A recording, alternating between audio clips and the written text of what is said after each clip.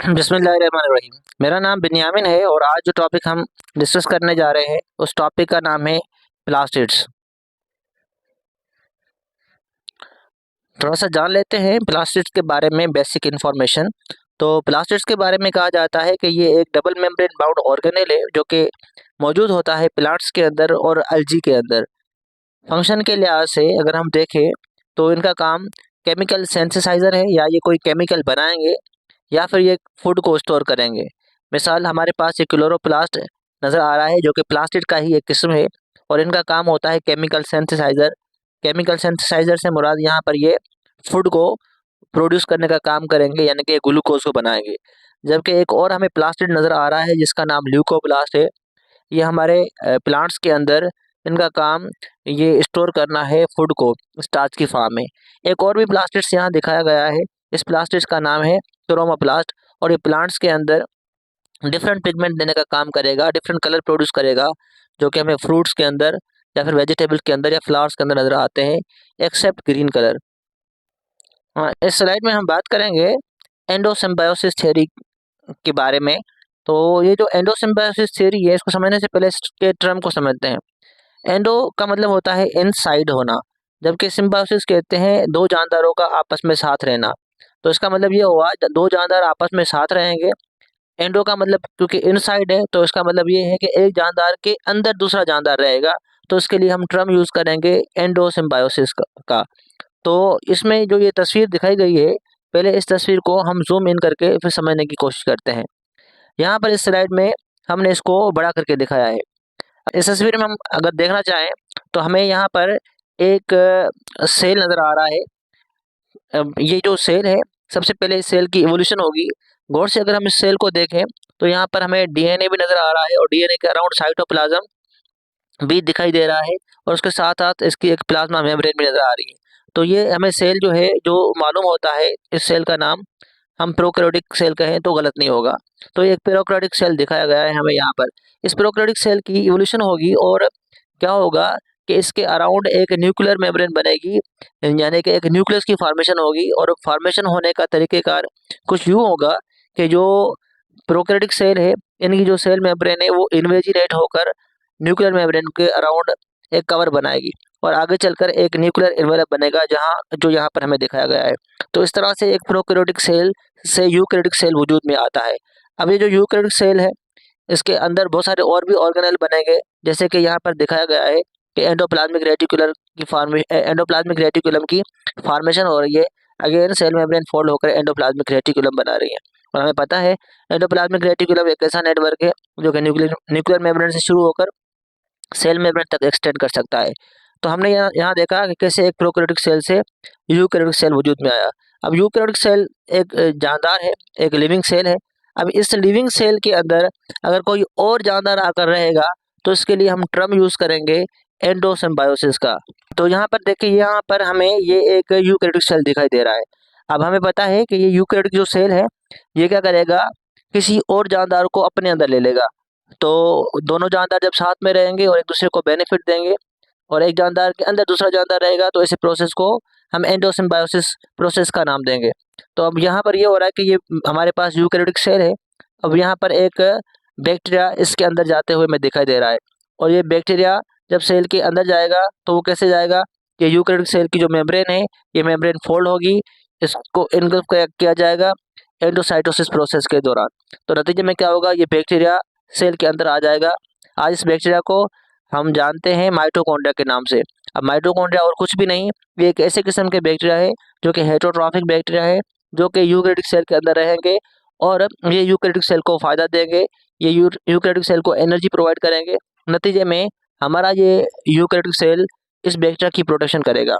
तो दो जानदार साथ रह रहे हैं, एक जानदार के अंदर दूसरा जानदार रह रहा है, तो इसके लिए हम टर्म यूज करेंगे एंडोसिम्बायोसिस का। क्योंकि हमारा टॉपिक क्लोरोप्लास्ट को समझना है और इसके अंदर कैसे ये एंडोसिम्बायोटिक थ्योरी काम कर रही है समझना है, तो इसको भी देख लेते हैं। यहाँ पर हमें दिखाया गया है ये यूकैरियोटिक सेल। इस यूकैरियोटिक सेल को अगर हम गौर से देखें तो इसकी मेम्ब्रेन यहाँ फोल्ड होकर एक किस्म के बैक्टीरिया को अंदर ले रही है और ये बैक्टीरिया एक ऐसे किस्म का बैक्टीरिया है जो कि अपना खाना खुद बना सकता है। फ्री लिविंग बैक्टीरिया जो अपना खाना खुद बना सकता है, ये इसको इनग्रिफ्ट किया जा रहा है एक सेल के ज़रिए, जिस सेल का नाम यूकैरियोटिक सेल है।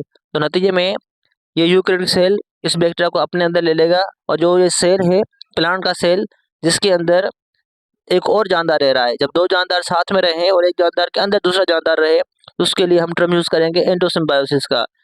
तो यहाँ पर देखें, ये जो प्लास्टिड्स हैं, जिसको आज हम क्लोरोप्लास्ट के नाम से जानते हैं, ये इस यूकैरियोटिक सेल को फूड प्रोवाइड करेगा, क्योंकि ये एक ऑटोट्रॉफिक बैक्टीरिया है, और नतीजे में प्लांट का सेल इनको प्रोटेक्शन देने का काम करेगा।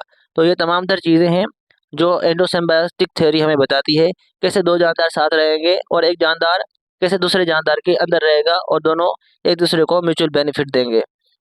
तो जान लेते हैं यहाँ क्या लिखा हुआ है। अगर हम बात करें एंडोसिम्बायोसिस थ्योरी की, तो सबसे पहले अब प्लास्टिड्स की बात करेंगे, कैसे कैसे इनकी ओरिजिन हुई। तो ओरिजिन के लिहाज से ये इवोल्व होते हैं प्लास्टिड्स साइनोबैक्टीरिया से, और ये एक और जानदार के अंदर रहेंगे। तो जब दो जानदार साथ में रहे और एक जानदार के अंदर दूसरा जानदार रहे, तो उसके लिए टर्म एंडोसिम्बायोसिस का यूज़ करते हैं। अगर हम डिफाइन करें कि एंडोसिम्बायोसिस है क्या, तो ये एक ऐसे किस्म का प्रोसेस होता है जिसमें एक एंसेस्ट्रल यूकैरियोटिक जो सेल है वो खा जाएगा, इनगल्फ करेगा एक साइनोबैक्टीरिया को, यानी कि अपने अंदर ले लेगा। अब साइनोबैक्टीरिया की अगर बात करें, तो ये और कुछ नहीं, ये फ्री लिविंग फोटोसिंथेटिक बैक्टीरिया है, जो कि प्लांट सेल के अंदर या अलगी के सेल के अंदर पाए जाते हैं। इस स्लाइड में हम टाइप्स ऑफ प्लास्टिड का जिक्र करेंगे। प्लास्टिड के 3 मेन काइंड्स होते हैं, या 3 मेन टाइप्स होते हैं। एक का नाम क्लोरोप्लास्ट, दूसरा क्रोमोप्लास्ट, तीसरा हमारे पास ल्यूकोप्लास्ट है। सबसे पहले बात करेंगे क्लोरोप्लास्ट की। तो क्लोरोप्लास्ट जो है वो रेस्पॉन्सिबल होता है फोटोसिंथेसिस के लिए, और हमें पता है कि क्लोरोप्लास्ट लीव्स के अंदर होता है, और स्पेशली जो लीव का ग्रीन पार्ट है वहाँ हमें क्लोरोप्लास्ट देखने को मिलता है। तो फोटोसिंथेसिस भी ग्रीन पार्ट के अंदर होगी, स्पेशली लीव्स के अंदर। अब यहाँ पर देखें, ये हमें लीव्स नजर आ रहा है, और लीव बना होता है किसका भाई, ये बना होता है सेल्स का। तो यहाँ पर एक सेल दिखाया गया है, इस सेल के अंदर मुख्तलिफ ऑर्गेनेल है, उनमें से एक ऑर्गेनेल का नाम क्लोरोप्लास्ट है, जिसकी साइज को यहाँ इनलार्ज करके दिखाया गया है। आगे चलकर हम इसकी स्ट्रक्चर को मजीद डिटेल से समझने की कोशिश करेंगे। इस स्लाइड में हम बात करेंगे क्रोमोप्लास्ट की। तो क्रोमोप्लास्ट क्या है भाई? क्रोमोप्लास्ट जो है ये प्लांट्स के अंदर हमें देखने को मिलता है, एक ऑर्गेनेल है जो कि रेस्पॉन्सिबल होता है प्लांट के अंदर मुख्तलिफ कलर देने का, एक्सेप्ट ग्रीन। और अगर हम बात करें इस पिगमेंट की, तो ये कौन कौन से कलर दे सकता है? हमने जैसे बात की है, ग्रीन कलर के अलावा बाकी तमाम तर कलर देगा। एग्जाम्पल के तौर पे ज़ैंथोफिल और कैरोटीन, ये पिगमेंट्स है। ज़ैंथोफिल की वजह से वो येलो कलर प्रोड्यूस होगा, जबकि कैरोटीन की वजह से ऑरेंज कलर अपीयर होता है। तो कहने का मतलब ये है कि अगर हम डिफरेंट कलर की बात कर रहे हैं, तो वहाँ पर क्रोमोप्लास्ट का ही अहम रोल होता है ये सारे कलर डेवलप करना। अच्छा, अगर हम बात करें लोकेशन के लिहाज से कहाँ होगा, ये हमें क्रोमोप्लास्ट नज़र आएंगे फ्लावर्स के अंदर, वेजिटेबल के अंदर और फ्रूट्स के अंदर। इनका काम क्या है क्रोमोप्लास्ट का? तो इनके काम ये होता है कि फ्लावर्स क्योंकि बहुत ज़्यादा अट्रैक्टिव होते हैं, डिफरेंट कलर उनमें प्रोड्यूस होते हैं, ज़बरदस्त किस्म की उनके अंदर फ्रेगनेंस होती है, तो उसकी वजह से ये पॉलिनेशन में अहम रोल प्ले करते हैं। क्योंकि अब ये पॉलिनेशन क्या है, इसको समझते हैं। इस स्लाइड के अंदर हम समझेंगे कि पॉलिनेशन क्या है। पॉलिनेशन कहते हैं transfer of pollen grain from anther to stigma. अब यहाँ पर 3 बातें आ गई। सबसे पहले कि पॉलिन ग्रेन क्या है, फिर एंथर क्या है, फिर स्टिग्मा क्या है। अगर हम देखें तो पॉलिन ग्रेन एक ऐसे किस्म के हमारे पास स्ट्रक्चर है जिसके अंदर स्पर्म पाए जाते हैं। तो स्पर्म जो है वो जहाँ पर पाए जाएंगे वो मेल रिप्रोडक्टिव ऑर्गन होगा, और मेल रिप्रोडक्टिव का ऐसा ऑर्गन जहाँ पर ये पॉलिन ग्रेन पाए जाते हैं उसका नाम एंथर है। तो एंथर के अंदर पॉलिन ग्रेन पड़े हुए हैं। अब पॉलिन ग्रेन यहाँ से निकलकर दूसरे फ्लावर के स्टिग्मा के पास जाएंगे। अब स्टिग्मा क्या है? प्लांट के अंदर फीमेल रिप्रोडक्टिव ऑर्गन के मुख्तलिफ पार्ट होते हैं, उसमें से एक का नाम स्टिग्मा, एक का नाम स्टाइल, एक का नाम ओवरी है। तो जो ये स्टिग्मा है, ये एक किस्म की ओपनिंग होती है फीमेल रिप्रोडक्टिव ऑर्गन की। तो अब हमने ये समझा कि मेल रिप्रोडक्टिव ऑर्गन के अंदर जो है वो एंथर होता है, उसके अंदर पोलन ग्रेन होते हैं। अब ये पोलन ग्रेन एक फ्लावर से निकलकर दूसरे फ्लावर के फीमेल रिप्रोडक्टिव सिस्टम के पास जाएं, और जो फीमेल रिप्रोडक्टिव की ओपनिंग होती है इसका नाम स्टिग्मा है। तो transfer of pollen grain from anther to stigma is called what? Is called pollination. तो ये पॉलिनेशन किस तरह से होती है? ये हवा के जरिए हो सकती है, ये वाटर के ज़रिए हो सकती है और ये इंसेक्ट के ज़रिए होती है। क्योंकि हमारा टॉपिक क्रोमोप्लास्ट को समझना है और क्रोमोप्लास्ट की वजह से प्लांट के अंदर डिफरेंट कलर प्रोड्यूस होते हैं। तो डिफरेंट कलर प्रोड्यूस होने की वजह से इंसेक्ट इनकी तरफ माइल होते हैं। जब इंसेक्ट इन फ्लावर के पास आते हैं तो ये अपना फूड हासिल करते हैं, जो कि मेल रिप्रोडक्टिव पार्ट के अंदर होता है, जहाँ पर ये पोलन ग्रेन होते हैं। तो पोलन ग्रेन जो है इनकी बॉडी के साथ यहाँ स्टिक हो जाते हैं और ये आकर स्टिग्मा के पास जब जाएंगे इंसेक्ट, तो पोलन ग्रेन यहाँ आकर इनके साथ अटैच हो जाएंगे। तो यानी कि कहने का मतलब ये है, क्योंकि प्लांट्स बहुत ज़्यादा अट्रैक्टिव और खूबसूरत होते हैं, इसकी वजह से पोलन ग्रेन इंसेक्ट की मदद से एक फ्लावर से दूसरे फ्लावर तक जा सकते हैं और इस अमल का नाम पॉलिनेशन है। अब हम बात करेंगे ल्यूकोप्लास्ट की। तो ल्यूकोप्लास्ट क्या है? ल्यूकोप्लास्ट एक कलरलेस प्लास्टिड्स है। अगर हम लोकेशन की बात करें तो ये कहाँ पर हमें नज़र आएंगे लोकेशन के लिहाज से? ये हमें ज़्यादातर नज़र आएंगे रूट्स के अंदर और स्टेम के अंदर और सीड के अंदर। अगर हम रोल देखें इनका क्या है भाई, इनका फंक्शन क्या है, तो इनका काम होगा फूड को स्टोर करना। फूड से मुराद कार्बोहाइड्रेट, लिपिड और प्रोटीन को स्टोर करना। तो ये हमारे पास जो ल्यूकोप्लास्ट है, इसको फर्दर हमने 3 कैटेगरी में डिवाइड किया है। उनमें से एक का नाम अमाइलोप्लास्ट है, जिसका काम कार्बोहाइड्रेट को स्टोर करना है।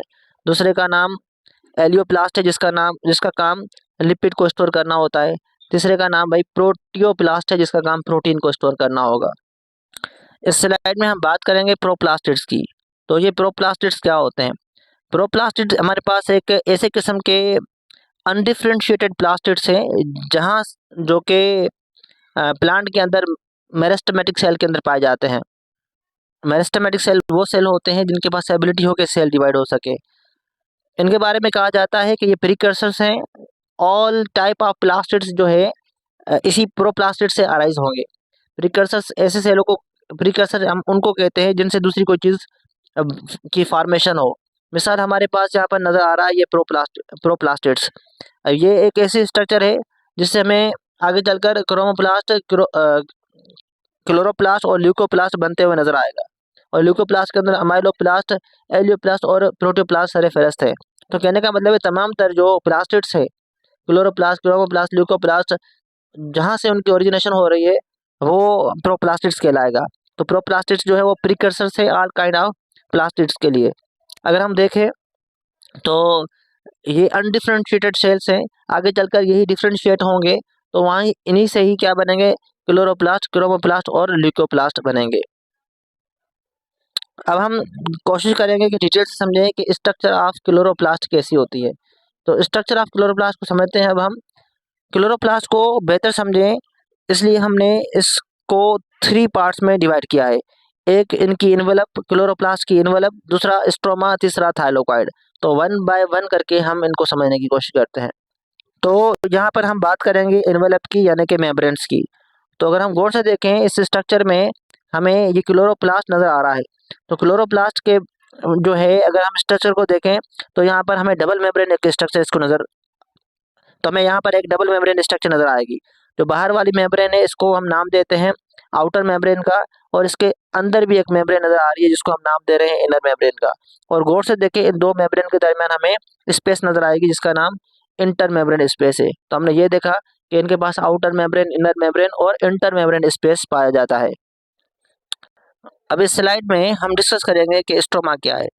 यहाँ पर हमें क्लोरोप्लास्ट की स्ट्रक्चर दिखाई गई है, जिसमें हमने आउटर मेम्ब्रेन, इनर मेम्ब्रेन को डिस्कस किया है। अब अगर गौर से देखें तो इसके अंदर एक स्पेस नज़र आएगा जिसके अंदर फ्लूइड पड़ा हुआ होगा। इस फ्लूइड के अंदर बहुत सारी चीज़ें होंगी जिसको हम जनरली नाम दे रहे हैं इसके फ्लूइड का स्ट्रोमा। तो स्ट्रोमा के अंदर कौन कौन सी चीज़ें हो सकती हैं? इनके अंदर प्रोटीन के बने हुई चीज़ें हो सकती है, प्रोटीनिशियस सब्सटेंस होगा।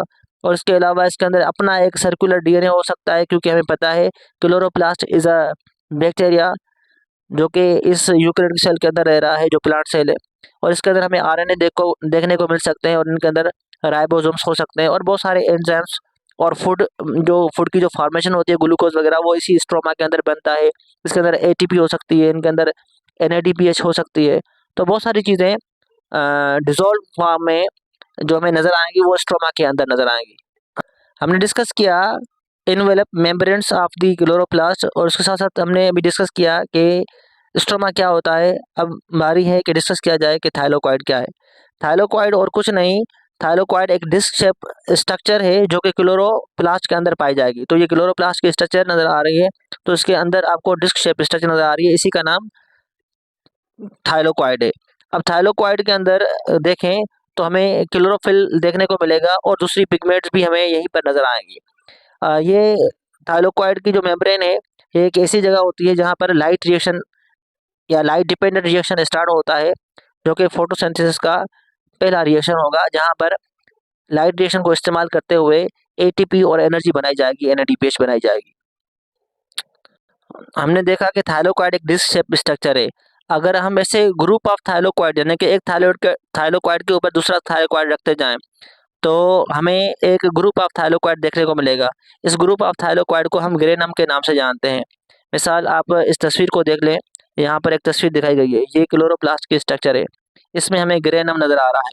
तो अगर हम ग्रेनम को देखें तो ये ग्रेनम नजर आ रहा है हमें। तो ग्रेनम और कुछ नहीं है, ग्रुप ऑफ थाइलोक्वाइड है। तो एक ग्रेनम के अंदर 50 या 50 प्लस थाइलोक्वाइड हमें देखने को मिल सकते हैं। और अगर हम एक क्लोरोप्लास्ट उठाएं तो इसके अंदर ऐसे ग्रुप ऑफ थाइलोक्वाइड यानी कि ग्रेनम हमें कितने देखने को मिलेंगे। तो एक क्लोरोप्लास्ट के अंदर 40 to 60 ग्रेना हमें नजर आ सकते हैं। ग्रेनम अगर एक ग्रुप ऑफ थाइलोक्वाइड है तो उसको हम ग्रेनम कहेंगे। अगर बहुत सारे ग्रुप ऑफ थाइलोक्वाइड पड़े हुए हैं तो ग्रेनम का प्लरल ग्रेना हम उसको कहेंगे। तो जल्दी से रिकैप कर लेते हैं कि हमने क्लोरोप्लास्ट के बारे में कौन सी चीज़ें जान ली है। तो क्लोरोप्लास्ट के बारे में हमने जाना कि जो सबसे बाहर वाली मेम्ब्रेन है उसका नाम आउटर मेम्ब्रेन, जबकि इसके अंदर की मेम्ब्रेन को नाम इंटर मेम्ब्रेन देते हैं। तो इन दो मेम्ब्रेन के दरमियान स्पेस है जिसका नाम इंटर मेम्ब्रेन स्पेस है। और ये जो आपको नजर आ रही है डिस्क शेप स्ट्रक्चर, इसका नाम थाइलोक्वाइड है। और ऐसे ग्रुप ऑफ थाइलोक्वाइड को मिलाकर हम ग्रेनम का नाम देते हैं। और यहाँ पर हमें एक ग्रेनम नजर आ रहा है, ये दूसरा ग्रेनम नजर आ रहा है। इन दो ग्रेनम के दरमियान भी हमें एक लाइन नजर आ रही है। इस लाइन को हम नाम देते हैं इंटर ग्रेना।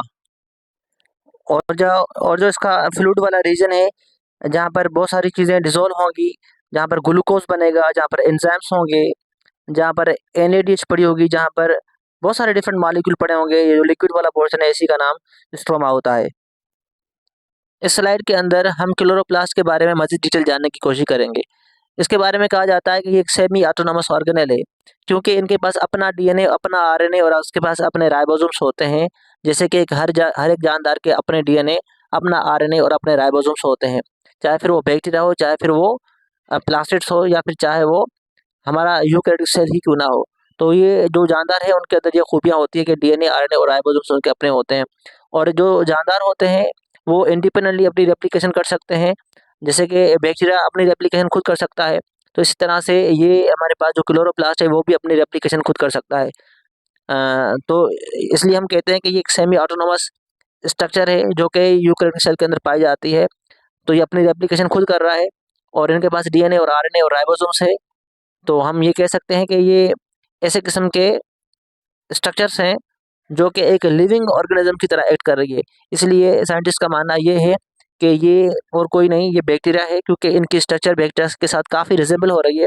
जो बैक्टीरिया का डीएनए होता है ऐसा ही डीएनए इनके अंदर देखने को मिलता है। जो बैक्टीरिया के राइबोसोम्स है ऐसे ही राइबोसोम्स इनके अंदर देखने को मिलते हैं।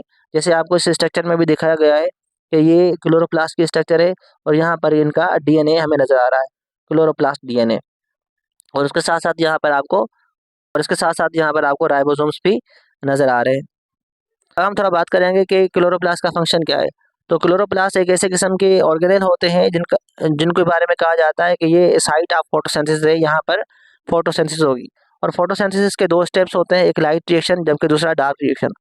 लाइट रिएक्शन कहाँ पर होगा? लाइट रिएक्शन होगा ये जो ग्रेनम बना होता है थाइलोक्वाइड का, तो थाइलोक्वाइड की जो मेम्ब्रेन है वहीं पर हमें लाइट रिएक्शन देखने को मिलती है। और नतीजे में जो लाइट रिएक्शन की वजह से जो प्रोडक्शन बनेगी वो हमें NADPH और ATPH की फॉर्म में मिलेगी, और ये हमारे पास एनर्जी रिच कंपाउंड है। और अगर हम बात करें डार्क रिएक्शन की, तो प्लांट डार्क रिएक्शन के अंदर NAD जो कि लाइट रिएक्शन से बनी है उसका इस्तेमाल करके ग्लूकोज और ऑक्सीजन बनाएंगे। और ग्लूकोज और ऑक्सीजन कहाँ पर बनेगा? ये स्टोमा के अंदर बनेगा। तो इन शॉर्ट हम कह सकते हैं, तो ये एक ऐसे ऑर्गेनेल है जो कि फोटोसिंथेसिस करवा रहे हैं, लाइट रिएक्शन और डार्क रिएक्शन करवा रहे हैं। यहाँ पर एक तस्वीर दिखाई गई है। यहाँ पर आपको एक टास्क करना है भाई, ये आज का आपका होमवर्क है कमेंट सेक्शन में जाकर ज़रूर इस तस्वीर को गौर से देखने के बाद आप मेंशन करें और लेबल करें कि जो 1 स्ट्रक्चर इसका नाम क्या है, 2, 3, 4, 5, 6 ये नंबर लिखने के बाद इनकी स्ट्रक्चर का नाम क्या है, ये आपने कमेंट सेक्शन में ज़रूर बताना है। और यहाँ पर कोट ऑफ द डे है। ये quote of the day Einstein साहब फरमाते हैं कि the only source of knowledge is experience. तो आप कमेंट सेक्शन में बताएं इस कोट का मतलब क्या है और आपने इस कोट से क्या सीखा।